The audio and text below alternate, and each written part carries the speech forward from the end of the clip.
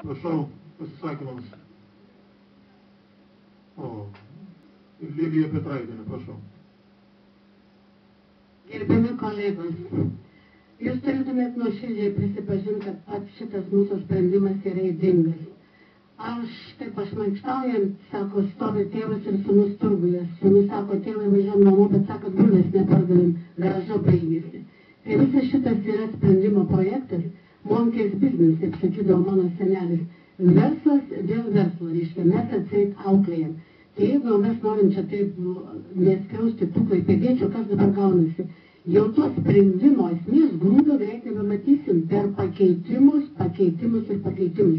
Ir mes čia keisim. Ir atsiras lygus tarp lygesnių. Ir tas mokėtojas bus vėl tas paskutinis bėdulis. Kaip ta visa reorganizacija šiandien pertvarkos mokyklų planas baigėsi taip pat šnipštų.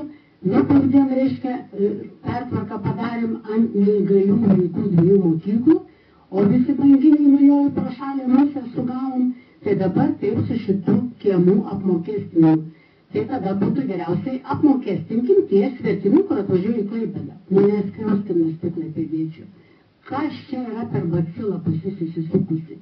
Kad silpnus, reiškia, invalidus vaikus su negale pertvarkyti, organizuoti iškeldinį, miestiečius visus biednus atleisti, turtinguosius, reiškia, apmokestim, visi kiti elitiniai, reiškia, yra atleidžiami, tai ką mes čia imituojam? Būkit, tai yra pats visas tas sprendimas yra ydingas ir šitie iniciatoriai turėtų dušai, ne visada mes galime viešai prisipažinti, kad kalti, bet iniciatoriai turėtų dušai prisipažinti ir per šventas dalykas tai atsiprašyti žmonių ir Dievo, kad jie skriaudžia klaipėdiečius.